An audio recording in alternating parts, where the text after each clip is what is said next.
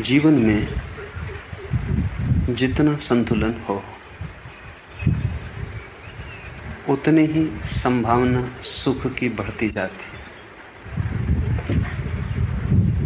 जितना असंतुलन हो उतने ही दुख का उपाय हो जाता है। गहरे देखने पर असंतुलन ही दुख है, संतुलन सुख। और संतुलन सबसे बड़ी कला है। इसलिए हमने इस देश में संतुलन को संयम कहा। संयम का अर्थ है ठीक दो विरोधों के बीच में स्थित हो जाना, दो अतियों के बीच में मध्य को खोज लेना। मन की आदत अति की तरफ जाने की है, एक्सट्रीम की तरफ जाने की। मन हमेशा एक कोने से दूसरे कोने पर जाना चाहता है, बीच में नहीं रुकना चाहता। अगर आप हिंसक हैं तो मन आपसे पूरी हिंसा करवाएगा, और जब आप हिंसा से उबेंगे तो आपको विपरीत दिशा में अति पर ले जाएगा। हिंसा की एक अति है दूसरे को मिटाना, और हिंसा की दूसरी अति होगी स्वयं को मिटाने में लग जाना। दूसरे को मारते थे फिर खुद को मारने लगे, लेकिन बीच में न रुकेंगे। बुद्ध ने कहा है, भोगी जब भी कभी भोग से उब जाता है तो तत्क्षण योगी हो जाता है। पहले अगर शरीर के सुखों के लिए पागल था तो अब शरीर को दुख देने के लिए आतुर हो जाता। पहले अगर चलता था तो रास्तों पर फूल चाहता था, अब अपने हाथ से कांटे बिछा लेता है। पहले अगर स्वाद में रुचि थी तो भोजन को जब तक बेस्वाद न कर ले तब तक नहीं करता है। पहले अगर वस्तुओं से प्रेम था तो अब नग्न खड़ा हो जाता है। मन एक अति से दूसरी अति पर जाता है, जैसे घड़ी का पेंडुलम एक कोने से दूसरे कोने पर जाता है, बीच में नहीं रुकता है। बीच में रुक जाए तो घड़ी रुक जाए। एक कोने से दूसरे कोने पर जाने में ही घड़ी की गति है, घड़ी चलती। और जब घड़ी का पेंडुलम बाएं तरफ जाता है तब आपको दिखाई पड़ता है बाएं तरफ जा रहा है, लेकिन जो गहरा देख सकते हैं उनको यह भी दिखाई पड़ता है कि बाएं तरफ जाने में घड़ी का पेंडुलम दाएं तरफ जाने की शक्ति इकट्ठी कर रहा है, मोमेंटम इकट्ठा हो रहा है। जब बाएं जा रहा है पेंडुलम तो दाएं तरफ जाने के लिए तैयार हो रहा है, और जितना बाएं जाएगा उतनी ही छलांग फिर दाएं की तरफ भर सकेगा। जब दाएं जाएगा तब बाएं तरफ जाने की शक्ति इकट्ठी करेगा। ये सूत्र बहुत समझ लेने जैसा है, क्योंकि जब भी तुम प्रेम की तरफ जाते हो तुम घृणा की शक्ति इकट्ठी करते हो। जब तुम भोग की तरफ जाते हो तब तुम योग की शक्ति इकट्ठी करते हो। और जब तुम्हारा मन चोरी की तरफ जाता है तब दूसरे कोने पर तुम अचोर होने की तैयारी भी शुरू कर देते हो। जब तुम दान देते हो तभी तुम शोषण के लिए भी तत्पर हो जाते हो। जो गहरे देखेगा उसे दिखाई पड़ेगा कि मन जो कि सदा विपरीत में डोलता है, एक अति से दूसरी अति, ये स्वाभाविक है। और जब तक मन डोल रहा है तब तक तुम दुख में रहोगे, तुम्हारे दुख बदल जाएंगे। भोगी का दुख है, त्यागी का भी दुख है। भोगी को नहीं दिखाई पड़ता कि त्यागी का दुख क्या है, क्योंकि भोगी को तो त्यागी में सुख ही सुख दिखाई पड़ता है। त्यागी को दिखाई पड़ता है कि भोगी के क्या सुख हो सकते हैं। मेरे पास सन्यासी भी आते हैं, संसारी भी आते हैं। संसारी सदा लोलुप नजरों से देखता है सन्यासी की तरफ कि किस आनंद में जी रहा है। सन्यासियों को मैं जानता हूं जो 40, 30, 50 वर्ष से सन्यास में रहे, जिन्होंने सब छोड़ दिया है। उनके दुख का तुम्हें पता नहीं। उनके मन में तुम्हारे प्रति ईर्ष्या है, और वो सोचते हैं संसारी बड़ा मजा, बड़ा भोग कर रहे हैं। एक वृद्ध सन्यासी ने मुझे कहा, जिनकी उम्र कोई 70 वर्ष है, कि 50 साल पहले उन्होंने दीक्षा ली, सब छोड़कर सन्यासी हो गए। अब किसी से कह भी नहीं सकते कि 50 साल से एक ही बात मन में बनी रही कि कहीं भूल तो नहीं करती, कहीं ऐसा तो नहीं है कि संसार को बिना जाने ही मैं छोड़ आया और वहां सुख हो और यहां कोई सुख मिला नहीं। निकले थे परमात्मा को खोजने, संसार तो छूट गया हाथ से, परमात्मा की कोई पग ध्वनि सुनाई नहीं पड़ती है। इस सन्यासी का दुख तुम न समझ पाओगे।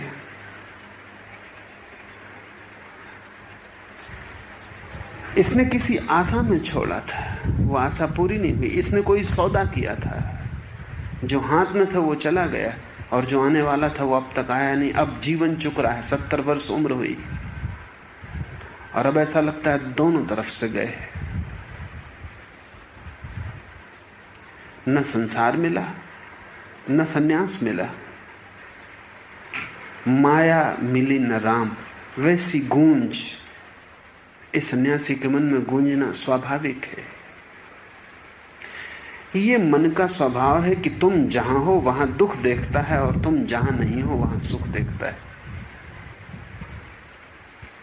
झोपड़े में रहने वाले को दिखाई पड़ता है महलों में सुख, लेकिन महलों में रहने वालों ने कहा है कि महल जब तक न छोड़ा तब तक उन्हें सुख न मिला। बुद्ध और महावीर राजपुत्र हैं, वो महल छोड़ते हैं, त्यागते हैं। निश्चित ही उन्हें झोपड़े में कुछ दिखाई पड़ रहा होगा जो झोपड़े में रहने वाले को नहीं दिखाई पड़ता है।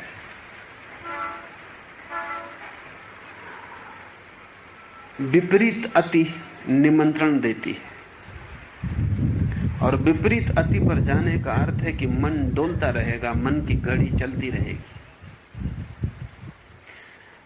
बहुत लोगों के पिछले जीवन में झांकने के बाद एक अनूठा सूत्र मुझे समझ में आया, और वो ये कि जो लोग पिछले जन्म में सन्यासी रहे वो इस जन्म में परम भोगी हो जाते, और जो लोग पिछले जन्म में भ्रष्ट भोगी थे इस जन्म में सन्यासी हो जाते।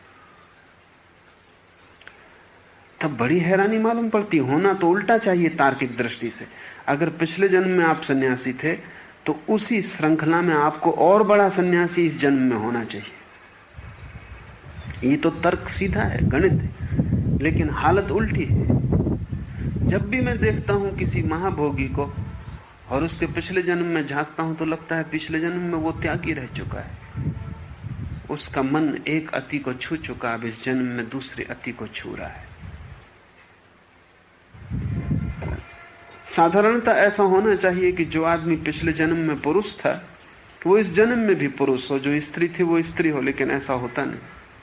अक्सर ऐसा होता है कि पिछले जन्म में जो पुरुष था वो इस जन्म में स्त्री हो जाता, और इस जन्म में जो स्त्री है वो पिछले जन्म में पुरुष थी। अगर आप पिछले जन्म में स्त्री थे तो आपके मन में ये सुख की आशा बनी ही रही कि सुख तो पुरुष भोग रहे हैं, स्त्रियां तो सिर्फ दुख भोग रही हैं, इसलिए आप पुरुष होने की आकांक्षा को अर्जित कर रहे हैं। लेकिन पुरुष भी गहरे में आपके प्रति ईर्षा से भरा है, कहे या न कहे। स्त्रियां कह देती हैं, ज्यादा साफ सुथरा है उनका हिसाब, कि वो नहीं चाहती कि स्त्री हो, परमात्मा करे कि वो पुरुष हो जाएं। पुरुष ऐसा नहीं कह सकता, नहीं तो लोग हंसेंगे क्योंकि ये पुरुषों का समाज है। लेकिन पुरुष भी गहरे में स्त्री के प्रति ईर्षा से भरा है। न तो वैसा सौंदर्य है उसके पास, न वैसा सुगढ़ शरीर है उसके पास,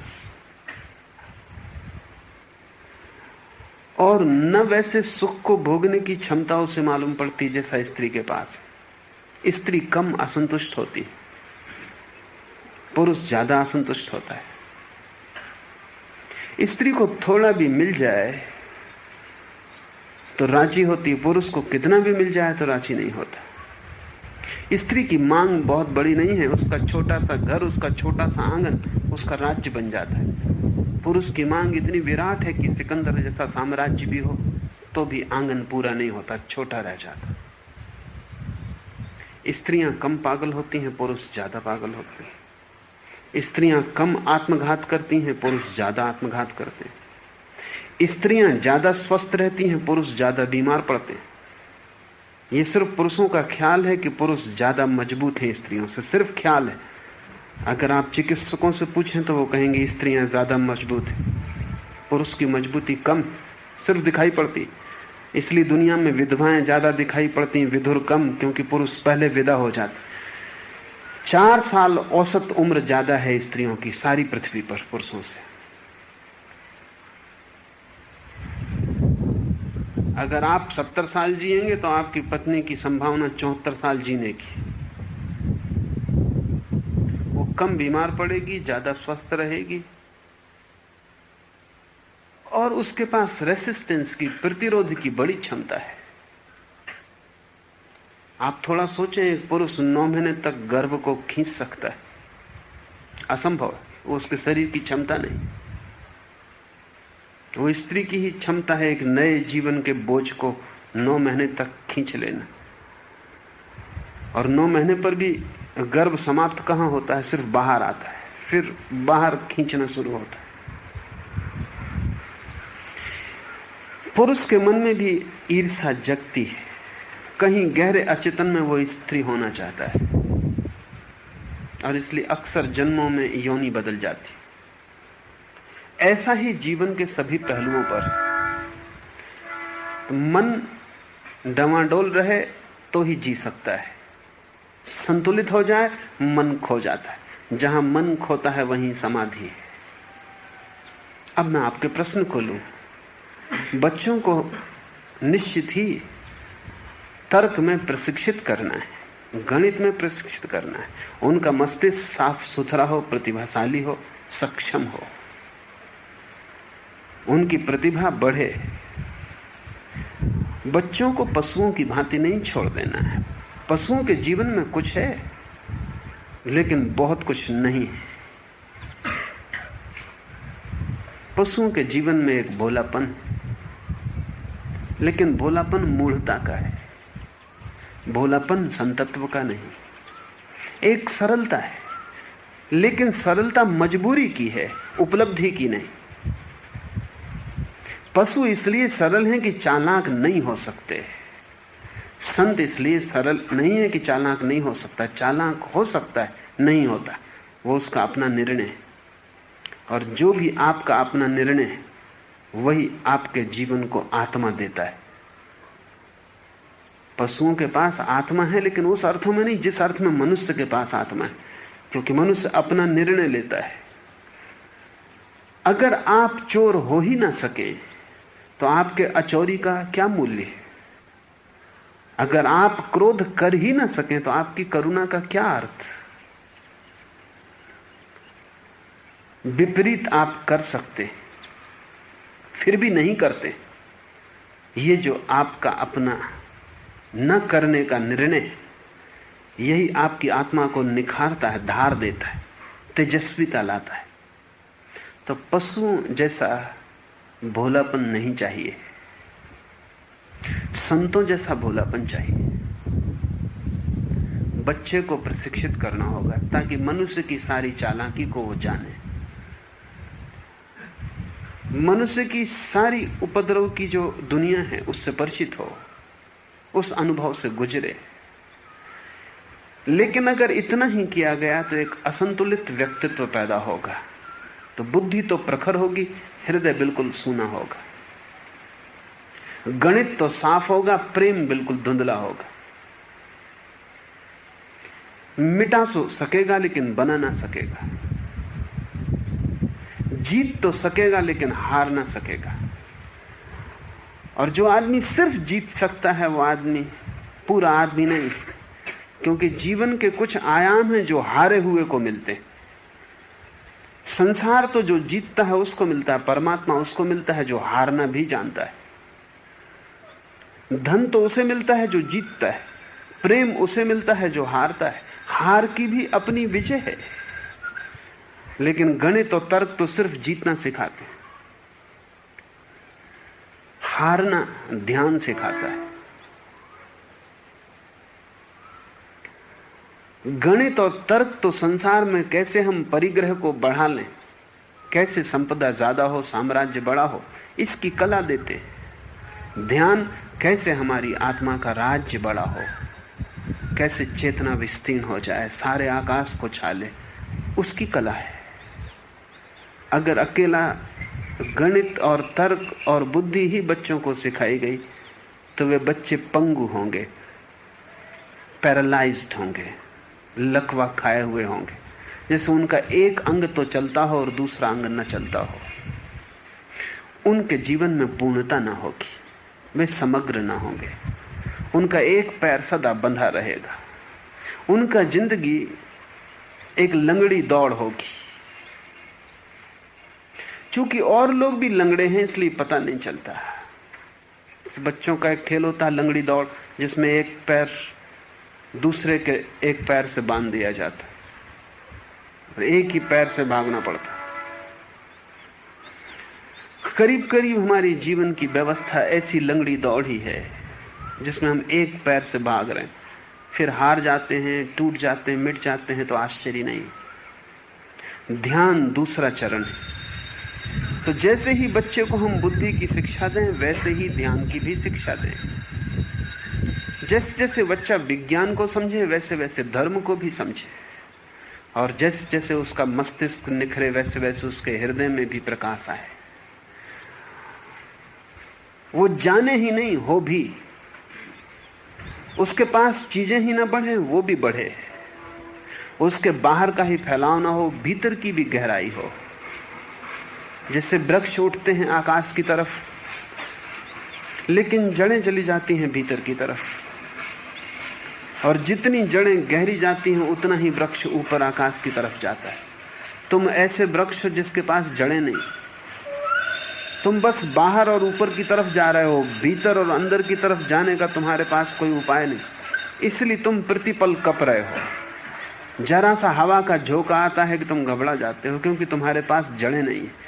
तुम्हारे पास अगर जड़ें होती, गहरी पाताल को छूती, तो तुम तूफानों को निमंत्रण देते, और जब तूफान आता तब तुम्हारे आनंद का कोई ठिकाना ना होता, तभी तुम्हारे उत्सव का क्षण होता, तब तुम नाचते, क्योंकि तूफान चुनौती देता है, और चुनौती की पृष्ठभूमि में ही तुम्हें अपने होने का पूरा पूरा पता चलता है, उसके पहले पता नहीं चलता है। तब तुम तूफान को धन्यवाद देते और कहते कि अक्सर आया करो। अभी छोटा सा हवा का झोंका और तुम घबराते हो कि मौत आ गई, तुम चिल्लाते हो कि भगवान बचाओ। तुम भगवान को धन्यवाद नहीं देते कि तूने तूफान भेजा, तुम भगवान से कहते हो कि बचाओ, इस तूफान से छिपाओ। तुम डरे हो क्योंकि तुम्हारे पास जड़ें नहीं, जड़ें भीतर की तरफ जाती। जितनी जड़ें भीतर जाएंगी उतना ही तुम्हारा बाहर का फैलाव सुदृढ़ हो जाएगा। इसलिए ध्यान एक अर्थ में तो बुद्धि के विपरीत है, जैसे जड़ें एक अर्थ में वृक्ष के विपरीत है। वृक्ष ऊपर जाता, जड़ें नीचे जाती, दोनों की दिशा विपरीत है। इस अर्थ में ध्यान बुद्धि के विपरीत है, लेकिन एक अर्थ में जड़ों के ऊपर ही वृक्ष का सारा फैलाव खड़ा है, विपरीत नहीं है। ध्यान के ऊपर ही बुद्धि की सारी गरिमा निर्भर होती। इसलिए जो बुद्धि बुद्ध के पास है वैसी बुद्धि आइंस्टीन के पास नहीं हो सकती, क्योंकि बुद्ध के पास बुद्धि का ऊपरी जाल ही नहीं है, भीतर जलता हुआ ध्यान का दिया भी है। उस भीतर ध्यान के दिए से बुद्धि आलोकित है। इसलिए बुद्धि जो भी कर सकती थी गलत वो नहीं कर पाएगी। ध्यान का दिया उसे नियोजित रखेगा, ध्यान का दिया सदा मार्गदर्शन देगा, इसलिए बुद्धि भटक ना पाएगी। ये घोड़े बुद्धि के कहीं भी भागकर किसी गड्ढे में नहीं गिरेंगे। भीतर सारथी बैठा हुआ है, वो प्रज्ञावान ध्यान भीतर का मालिक है। बच्चे को बुद्धि भी दो, बच्चे को ध्यान भी दो, उसे जड़ें भी दो, आकाश में फैलाव भी दो, और ये ध्यान रखो कि दोनों के बीच संतुलन बड़ी बात है। कोई भी अंग ज्यादा ना हो पाए, कोई भी अंग कम ना हो पाए। अगर तुम ऐसा कर सको तो ही तुमने ठीक अर्थों में माता का या पिता का कृत्य पूरा किया, तो ही तुम सही अर्थों में बच्चे को जन्म दिए। अन्यथा तुमने शरीर को जन्म दिया और आत्मा को तुमसे कोई सहारा न मिला। शरीर का जन्म तो बड़ी साधारण बात है, पशु पक्षी भी उसे पूरा कर लेते। उसमें तुम्हारी कुछ खूबी नहीं, कोई विशेषता नहीं। और एक और बात ख्याल रख लेना कि जब तुम बच्चे की आत्मा को निखारते हो तब तुम भी उसके साथ निखरते हो, क्योंकि यह असंभव है दूसरे को निखारना और खुद निखरने से बच जाना असंभव है। अगर तुमने अपने बच्चे को प्रेम किया, उसे बुद्धि की यात्रा दी, उसे ध्यान की जड़ें दी, तो तुम अचानक पाओगे कि उसे बनाने में तुम भी बनने लगे हो। जब मूर्तिकार एक मूर्ति को सुंदर बनाता है तो सिर्फ मूर्ति ही सुंदर नहीं बनती, उसके बनते बनते मूर्तिकार भी सुंदर होता जाता है। क्योंकि सौंदर्य को जन्म देना असंभव है बिना सुंदर हुए, संतुलन को जन्म देना असंभव है बिना संतुलित हुए। अगर तुम सच में पिता हो तो तुम्हारे घर में एक बेटे का जन्म तुम्हारी पूरी जिंदगी को बदल देगा, क्योंकि अब तुम बेटे को सुंदर, स्वस्थ, शांत बनाने की चेष्टा करोगे तो तुम कैसे अशांत रह पाओगे? तुम जो बेटे के लिए करोगे उसके पहले तुम्हें अपने लिए करना होगा। एक पति और पत्नी तब तक स्वच्छंद रह सकते हैं जब तक एक बच्चे का जन्म नहीं हुआ। बच्चे के जन्म के साथ एक नई कड़ी पैदा हो गई। अब खिलवाड़ नहीं चल सकता, अब जिंदगी एक गहन दायित्व है, और दायित्व रसपूर्ण है क्योंकि प्रेम से भरा है। ये बच्चा माँ बाप दोनों को बदलना शुरू करेगा। अगर सच में तुम इसे प्रेम करते हो तो तुम बदल जाओगे। अगर तुम इसे प्रेम नहीं करते हो तो तुम चीख पुकार मचाते रहोगे कि बच्चा बिगड़ रहा है, समाज खराब है, सब खराब हुआ जा रहा है। बच्चा कभी भी समाज के कारण नहीं बिगड़ता, तुम्हारे कारण बिगड़ता है, और तुम ही समाज हो। और बड़े मजे की बात है कि जिसको तुम समाज कहते हो सभी के बच्चे, लेकिन बाप वैसा ही बना रहता है जैसा वो बच्चे के पैदा होने के पूर्व था। मां वैसी ही बनी रहती है जैसे वो बच्चे के पैदा होने के पूर्व थी। तो ये बच्चा पैदा तो जरूर हो गया, लेकिन तुम्हारे हृदय में इसके लिए प्रेम नहीं है। तुम्हारा प्रेम पूरे समाज को बदल देगा। इसे ठीक से गहरे में बैठ जाने दो कि तुम जो भी निर्माण करते हो वो तुम्हें भी निर्मित करता है। निर्माता अपनी निर्मिति से मुक्त नहीं हो सकता। एक सुंदर कविता का जब जन्म होता है तो उसके साथ एक सुंदर कवि का भी जन्म हो जाता है। और अगर ऐसा न हो तो समझना कि कविता उधार है, वो जन्मी नहीं है, बाजार से खरीद लाई गई। इसलिए जब तुम्हें कोई कवि मिले और तुम पाओ कि उसकी कविता की सुगंध उसमें नहीं, तो समझना वो कविता उसकी रही ही ना होगी।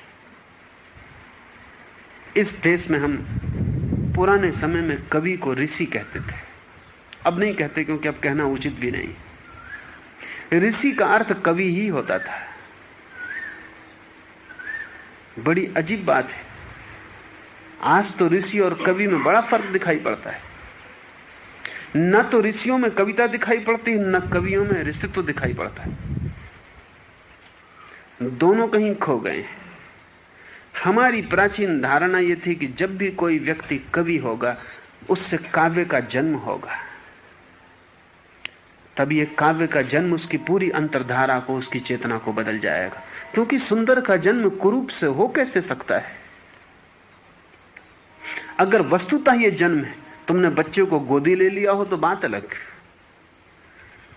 अडॉप्ट कर लिया हो तो बात अलग, तुमने किसी और की कविता में तुकबंदी जोड़ के थोड़ा ऊपर हेरफेर कर लिया हो तो बात अलग, तुमने किसी और की अनुभूति को रंग रोगन लगा के अपना बता दिया हो तो बात अलग। लेकिन तब तुम कवि नहीं हो, तुकबंद हो। और तुकबंदी कितनी ही सुंदर हो, छिछली है। वो सौंदर्य वैसा ही जैसे किसी स्त्री ने ऊपर अपने चेहरे के पाउडर वगैरह लगा के, लिपस्टिक वगैरह लगा के धोखा दिया हो, नाटक के मंच पर ठीक, लेकिन जीवन में वो रंग रोगन काम ना आएगा। जरा सी वर्षा होगी और पाउडर बह जाएगा, और तब स्त्री इतनी कुरूप लगेगी जितनी कि बिना पाउडर के कभी न लगती। क्योंकि जगह जगह छिद्र हो जाएंगे सौंदर्य में, और जगह जगह से कुरूपता झांकने लगेगी।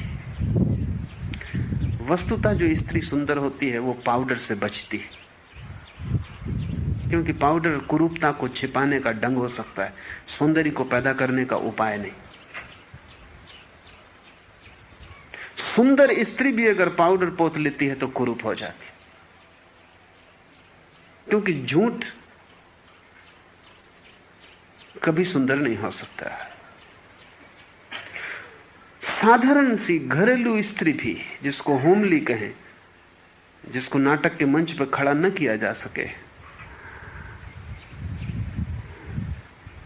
अगर अपने को ढांके ना, छिपाए ना, रंग रोगन से पोते पाखंड ना खड़ा करे, तो साधारण घरेलू स्त्री में भी एक सौंदर्य की ज्योति जलती, सरल, स्वच्छ, ताजी, कम से कम ऑथेंटिक, प्रमाणिक।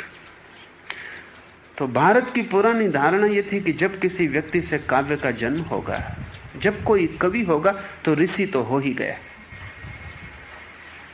क्योंकि वो सुंदर कविता पीछे उस सुंदर हृदय को छोड़ जाएगी जहां से आई। अगर गंगा इतनी प्रीतिकर है तो गंगोत्री पवित्र हो ही जाएगी। हम गंगोत्री को पूजा करने जाते हैं गंगा से भी ज्यादा, क्योंकि जिससे गंगा का जन्म हुआ वो गंगा से ज्यादा होगी। तो कविता से कवि सदा ज्यादा होगा, अगर है तो कितनी ही कविताएं निकलती जाएं, कवि ज्यादा होगा, क्योंकि वो मूल उद्गम है। कवि ऋषि हो जाएगा। दूसरी बात भी सच है कि जब भी कोई ऋषित्व को उपलब्ध होगा तो कवि हो जाएगा। इसलिए कवि और ऋषि संस्कृत में पर्यायवाची शब्द है। ऐसा दुनिया की किसी भी भाषा में नहीं। पोएट और सेंट, संत और कवि, ऋषि और कवि दुनिया की किसी भाषा में पर्यायवाची नहीं, केवल संस्कृत में पर्यायवाची। बड़ा गहरा अर्थ है। जब भी कोई व्यक्ति ऋषि होगा, ऋषि का अर्थ है जो सत्य को उपलब्ध हुआ, ऋषि का अर्थ है जो सौंदर्य को उपलब्ध हुआ, ऋषि का अर्थ है जिसने भीतर की गरिमा को पा लिया, जिसकी ज्योति जल गई, जो जाग गया, जिसके फूल खिल गए, जो पहुंच गया वहां जहां उसकी नियति थी, जिसने अपने अंतिम शिखर को छू लिया, उसे हम ऋषि कहते हैं। जब भी कभी ऐसा कोई व्यक्ति होगा तो उससे काव्य का जन्म अनिवार्य है। भला छंदों में कविता पैदा ना हो, लेकिन वो जो भी करेगा काव्य होगा। बुद्ध का चलना अगर आप देखें तो उसमें कविता है। बुद्ध की आंखों का खुलना आप देखें तो उसमें कविता है। बुद्ध बोले, चुप रहें तो उसमें कविता है। बुद्ध का पूरा जीवन एक काव्य है। जरूरी नहीं कि बुद्ध छंद लिखे, छंदबद्ध कविता को लिखे, चित्र बनाए, एक गीत को जन्म दें या एक मूर्ति बनाएं, जरूरी नहीं है। लेकिन अब बुद्ध का पूरा होना काव्यपूर्ण है। वे जो भी करेंगे, रेत पर चलते उनके पैर के चिन्ह बन जाएंगे, तो उन चिन्हों से सुंदर चित्र खोजना कठिन है।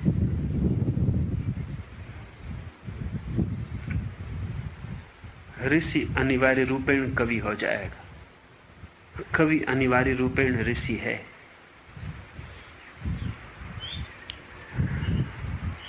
अगर तुमने अपने बच्चे को सच में ही प्रेम किया और प्रेम अपने बच्चे को परमात्मा बनाना चाहेगा, इसके अतिरिक्त प्रेम और क्या चाह सकता है? इससे छोटे पर प्रेम कभी राजी नहीं होता।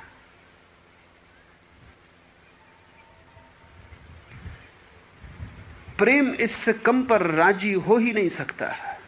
अगर तुम अपने बेटे को डॉक्टर बनाना चाहते हो तो तुमने अभी प्रेम किया ही नहीं। अगर तुम अपने बेटे को एक बड़ा दुकानदार बनाना चाहते हो, तुमने प्रेम अभी जाना ही नहीं। मैं ये नहीं कह रहा हूं कि बेटे को दुकानदार मत बनाना और डॉक्टर मत बनाना। डॉक्टर भी बनना होगा, दुकानदार भी बनना होगा, लेकिन उतने पर मां की, पिता की आकांक्षा नहीं रुकेगी। वो बीच का पड़ाव हो सकता है, राह हो सकती है, लेकिन जहां भी प्रेम है वहां परमात्मा से कम पर तृप्ति नहीं है। तुम जिसे प्रेम करोगे उसे तुम परमात्मा की तरह अंततः परमात्मा हो जाए, ऐसी आकांक्षा करोगे। प्रेम परमात्मा को जन्म देने की कीमिया है। उससे कम पे जो राजी हो जाए वो प्रेम नहीं। उसमें कुछ और होगा, संसार का सौदा होगा, व्यवसाय होगा, धन प्रति महत्वाकांक्षा, कुछ और रस होंगे, लेकिन प्रेम नहीं। और जब भी प्रेम होता है तो परमात्मा को जन्म देने की संभावना पैदा होती। तुम बच्चे को ध्यान भी देना, बुद्धि भी देना, और दोनों के बीच संतुलन भी देना। और उसको देते देते ही तुम अनजाने पाओगे कि तुम बदलते गए हो। जिस दिन तुम्हारे बेटे की प्रतिमा पूरी निखरेगी, उसके पहले तुम निखर चुके हो। अचानक तुम पाओगे कि बेटे को बनाने में तुम बन गए हो। और अगर बेटा बिगड़ रहा है तो उसका अर्थ है कि तुम बिगड़े हुए हो, और तुम्हारा प्रेम इतना नहीं है कि तुम अपने को बदलने को राजी हो बेटे के लिए। तो बड़े मजे की घटना घटती है। बाप वही किए चला जाता है जो वो चाहता है बेटा ना करे। मां वही किए चली जाती है जो उसने सदा चाहा है कि उसकी बेटी ना करे, उसका बेटा ना करे। और बच्चे तुम्हारी शिक्षाओं से नहीं सीखते, तुमसे सीखते। और बच्चों की आंखें बड़ी साफ और पैनी, अभी उन पर धूल नहीं जमी जीवन की। तुम्हारे शब्दों के आर पार देख लेते। बच्चे तुम्हारे शब्दों के जाल में नहीं पड़ते। तुम क्या कह रहे हो इसकी उन्हें फिक्र नहीं, वो तुम्हें देख लेते, वो सीधा तुम्हें पहचान लेते। उनकी पकड़ प्रत्यक्ष है। इसलिए बच्चों से झूठ बोलना बहुत मुश्किल है, क्योंकि वो तुम जब झूठ बोलते हो तब झूठ कोई बोला थोड़ी जाता है। सिर्फ झूठ बोलते वक्त तुम्हारा पूरा चेहरा कहता है कि झूठ, तुम्हारी आंखें कहती हैं कि झूठ, तुम्हारा हाथ बच्चे को छू रहा है वो कहता है कि झूठ। अभी बच्चा जिंदगी के बहुत करीब, तुम न पकड़ पाओ, लेकिन बच्चा फौरन पहचान लेता है। तुम्हारी सारी तरंगें कहती हैं कि तुम झूठ बोल रहे हो। इसलिए बच्चों को धोखा देना मुश्किल है, जब तक कि तुम उनको इतना भ्रष्ट न कर दो। हम सब कोशिश में लगते हैं उनको भ्रष्ट करने की, और जब तक वो भ्रष्ट न हो जाएं तब तक हम संदिग्ध रहते, तब तक डर रहता है। माँ बाप बच्चों को शिक्षा दे रहे हैं झूठ मत बोलो, और बच्चे प्रतिपल पाते हैं कि माँ बाप झूठ बोल रहे हैं। इससे क्या शिक्षा मिलती? सिर्फ एक शिक्षा मिलती, और वो ये कि तुम भी अपने बच्चों को समझाना कि झूठ मत बोलो। और झूठ बोलना ये तथ्य पकड़ में आ जाता है। ये बच्चे भी अपने बच्चों को समझाएंगे कि झूठ मत बोलो, और झूठ बोलेंगे। यही तुम्हारे पिता ने तुम्हारे साथ किया, यही तुम अपने बच्चों के साथ कर रहे हो। ये बच्चे देखते हैं कि इनको ब्रह्मचर्य का उपदेश दिया जाता है, और माँ बाप भी काम वासना से पूरी तरह भरपूर।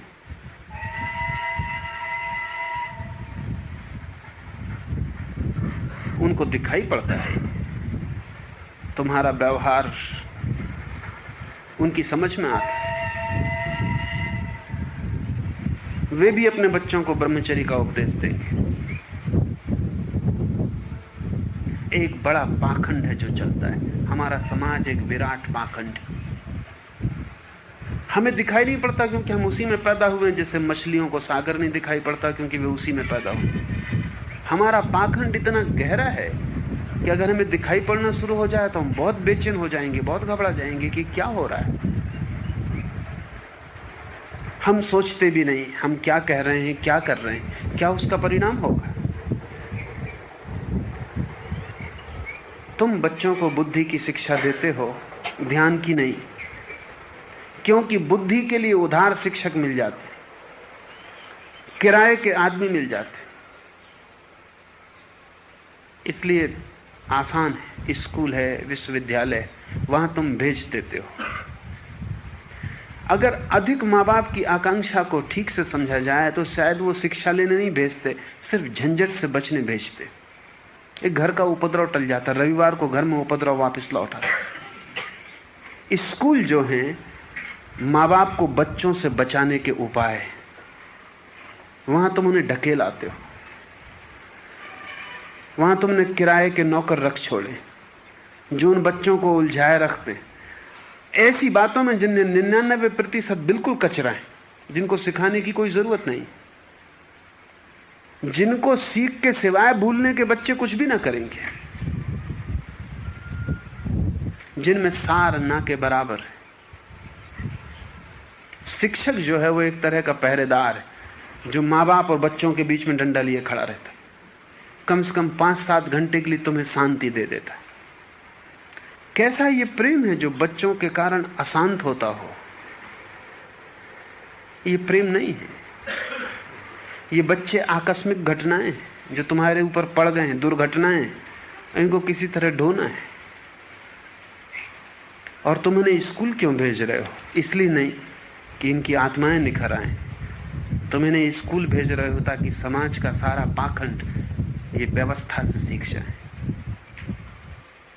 समाज का सारा जाल, गणित, चालाकी ये सीख के वापस लौट आए, ये निष्णात हो जाएं, ये समाज के सदस्य हो जाएं। तुम इनको तैयार कर रहे हो। तुम्हारी महत्वाकांक्षाएं अधूरी रह गई। तुम करोड़ कमाना चाहते थे, नहीं कमा पाए। तुम्हारा बेटा इसे पूरी करेगा। तुम बेटे को तैयार कर रहे हो। और अगर बेटा परीक्षाओं में असफल होता है तो तुम दुखी होते हो, इसलिए नहीं कि बेटा असफल हुआ, इसलिए कि तुम्हारी महत्वाकांक्षा डमाडोल होती है। ये बेटा कैसे तुम्हारी महत्वाकांक्षा पूरी करेगा? ये बच्चे तुम्हारी महत्वाकांक्षाओं का फैलाव है, ये तुम्हारी वासनाएं हैं। तुम इनके कंधे पर सवार होकर यात्रा करना चाहते हो। इसलिए बेटा अगर धन कमा के घर लाए तो बाप खुश होता है, छाती से लगाता है। बेटा अगर धन गंवा के घर आए तो कोई उसका स्वागत नहीं करता। जीसस की एक बड़ी प्यारी कथा है, वो तुम समझो। जीसस निरंतर कहते थे, और चूंकि जीसस का सारा जोर प्रेम पर था, वो कहानी सूचक है। जीसस कहते थे एक बाप के 2 बेटे थे। बाप बड़ा धनी था। एक बेटा बाप का आज्ञाकारी था और एक बड़ा विद्रोही था।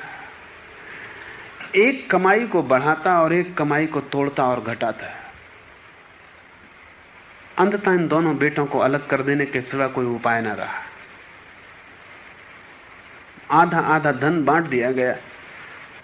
बड़ा बेटा बाप के पास रुका, धन को उसने व्यवसाय में लगाया, खेत खरीदे, बगीचे बनाए।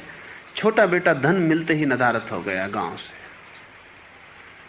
थोड़े दिनों बाद खबरें आने लगी कि जुए में उसने सब बर्बाद कर दिया, शराब पी डाली, वेश्याओं के नाच गान में वो जो मिला था सब मिट्टी हो गया। बाप ने खबर भेजी कि घर वापस लौट आओ। छोटा बेटा जो घर छोड़ के चला गया था, जुआरी था, शराबी था, उसे भरोसा ना आया कि मेरे सब बर्बाद कर देने पर भी बाप मुझे वापस बुला सकता है। प्रेम भरोसे योग्य है भी नहीं, और जब कभी प्रेम घटता है तुम्हें भी भरोसा ना आएगा।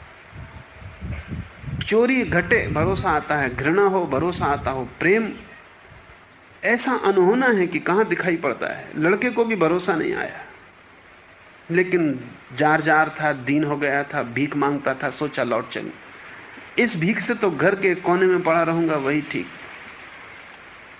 बेटे के आगमन की खबर आई तो बाप ने बड़ा उत्सव समारोह मनाया, मिष्ठान और भोजन तैयार करवाए, सारे गांव को भोजन पर आमंत्रित किया। बड़ा बेटा खेत से लौट रहा था, तब गांव के कुछ लोगों ने कहा कि हद हो गई, तुम्हारा दुर्भाग्य, तुम यहां घर में हो, बाप की सेवा करते हो, कमाते हो, मेहनत करते हो, लेकिन तुम्हारे स्वागत में कभी इस तरह कालीन नहीं बिछाए गए, और न तुम्हारे स्वागत में कभी बैंड बाजे बजे, और न तुम्हारे स्वागत में कभी भोज उत्सव हुआ। और वो आवारा लड़का तुम्हारा छोटा भाई वापस लौट रहा है सब बर्बाद करके, और उसके स्वागत का इंतजाम हो रहा है। जाओ तुम भी स्वागत में सम्मिलित हो जाओ। दिए जलाए गए हैं घी के, बैंड बाजे बजते, मेहमान इकट्ठे। बाप गांव के द्वार पर आवारा बेटे की प्रतीक्षा कर रहा है।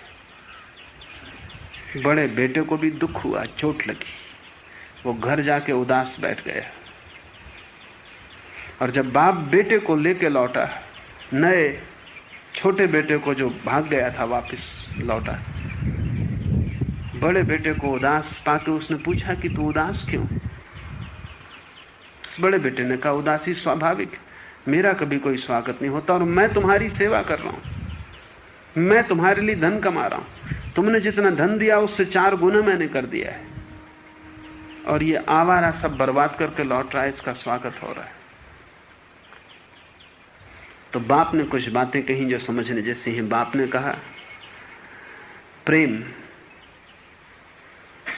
कमाने वाले में और गैर कमाने वाले में फर्क नहीं करता, और प्रेम जो निकट है उसके प्रति तो आश्वस्त है, जो दूर चला गया है उसे पास लाने की कोशिश करता है। और तुम तो ठीक ही हो, इसलिए तुम्हारे लिए किसी विशेष उत्सव की जरूरत नहीं। तुम्हारे लिए तो मेरे आशीर्वाद प्रतिपल चल रहे हैं, लेकिन जो भटक गया है उसके लिए विशेष आयोजन की जरूरत है, तभी वो आश्वस्त हो सकेगा। जीसस कहते थे कि ठीक वैसे ही जैसे कोई गड़रिया घर लौटता हो सांझ अपनी भेड़ों को लेकर और अचानक पाता है कि एक भेड़ खो गई, तो 1000 भेड़ों को वहीं जंगल अंधेरे में छोड़कर वो एक भेड़ को खोजने निकल जाता है। 1000 की चिंता नहीं करता कि क्या होगा, लेकिन एक जो भटक गई उसे लेने निकल जाता है। और जब वो एक भेड़ मिल जाती है जो भटक गई, तो उसे कंधे पर रख के वापस लौटता है। जीसस कहते थे कि प्रेम महत्वाकांक्षा नहीं है। यही मैं तुमसे कहता हूं, प्रेम की कोई मांग नहीं है। प्रेम बच्चे के द्वारा कुछ पाना नहीं चाहता। प्रेम तो बच्चे को ही परमात्मा की तरह पाना चाहता है, बच्चे के द्वारा कुछ नहीं पाना चाहता। बच्चे के कृत्यों का बड़ा सवाल नहीं है, बच्चे की आत्मा का सवाल है। लेकिन शिक्षा दी जा सकती है विद्यालय में। धर्म कौन देगा? धर्म के भी विद्यालय हमने बना रखे हैं, वो नकली हैं, क्योंकि धर्म का कोई विद्यालय नहीं हो सकता। एक पंडित के पास भेज देते हैं जिसे खुद भी धर्म का कुछ भी पता नहीं, जो खुद वैसा ही जी रहा है जैसे तुम जी रहे हो। तुम दुकान कुछ और करते हो, वो धर्म की दुकान करता है, तुम दोनों ही दुकानदार हो। उसके पास हम बच्चों को भेज देते हैं धर्म सीखने, वो सिखा देता है। जैसे धर्म कोई ज्योग्राफी हो कि इतिहास हो, पाठ पढ़ा देता है, बच्चे को कंठस्थ करवा देता है। और धर्म की भी परीक्षाएं हैं, बच्चे परीक्षा पास करके सर्टिफिकेट लेके लौट आते हैं। ये धोखा है। धर्म की कोई परीक्षा नहीं, जीवन ही पूरी उसकी परीक्षा है। और धर्म का कोई सर्टिफिकेट नहीं दे सकता, मौत ही देगी। मरते क्षण ही मौत सर्टिफिकेट देगी कि तुम धार्मिक थे या नहीं। उसके पहले कोई सर्टिफिकेट नहीं दे सकता। मौत के क्षण में अगर तुम आनंदित रहे तो तुम उत्तीर्ण हुए, मौत के क्षण में अगर तुम दुखी हुए तो तुम अनुत्तीर्ण हुए। जीवन, पूरा जीवन धर्म की शिक्षा है और मृत्यु उसकी परीक्षा है। कौन पंडित इसे पूरा करेगा? कौन सा शास्त्र इसे पूरा करेगा? कोई शास्त्र, कोई पंडित काम नहीं आ सकता। और तुम्हें धर्म की कोई खबर नहीं है, इसलिए कैसे तुम बच्चे को धर्म दो? कैसे तुम उसे ध्यान दो? तुमने खुद ही ध्यान कभी नहीं जाना, तुम खुद ही कभी उस रस में नहीं बहे। बच्चे को तुम्हें जो देना हो वो तुम्हारे पास होना चाहिए। धनी बाप होगा तो बेटे को धन देगा, ध्यानी बाप होगा तो बेटे को ध्यान देगा। जो तुम्हारे पास नहीं है वो तुम दोगे कैसे? प्रेमी बाप होगा तो प्रेम देगा। हम वही दे सकते हैं जो हमारे पास है। मुझसे लोग पूछते हैं, कभी कोई युवक, कोई युवती, कि क्या ये उचित होगा कि वे एक बच्चे को जन्म दें? तो मैं उनको कहता हूं, पहले तुम ध्यान में गहरे हो जाओ, क्योंकि जब बच्चा सामने खड़ा होगा तब तुम उसे दोगे क्या? और ध्यान अगर तुम्हारे पास नहीं तो बच्चे की मौजूदगी तुम्हें बड़ा निर्बल और दुर्बल और दीन सिद्ध करेगी। तुम्हारे पास देने को कुछ भी नहीं है। तुम पहले ध्यान में गहरे उतर जाओ, तब तुम मां बनना या पिता बनना, क्योंकि तब मां और पिता बनने का जो महत्व दायित्व है उसे तुम पूरा कर सकोगे। और दायित्व की भांति नहीं, एक आनंद की भांति पूरा कर सकोगे। ध्यान भी दो बच्चे को, विचार भी दो। विचार से वो संसार में सफल होगा, ध्यान से वो परमात्मा में सफल होगा। विचारों से दो ताकि उसकी बुद्धि निखरे, ध्यानों से दो ताकि उसका हृदय पवित्र होता चला जाए। और जहां हृदय की पवित्रता और बुद्धि की सक्रियता का मिलन होता है वहां इस जगत में जो महत्वपूर्ण से महत्वपूर्ण घटना है वो घटती। वहां सक्रियता और निष्क्रियता दोनों संतुलित हो जाती। वहां रात और दिन दोनों ठहर जाते। वहां मृत्यु और जीवन दोनों के पार जो है उसका दर्शन शुरू हो जाता है।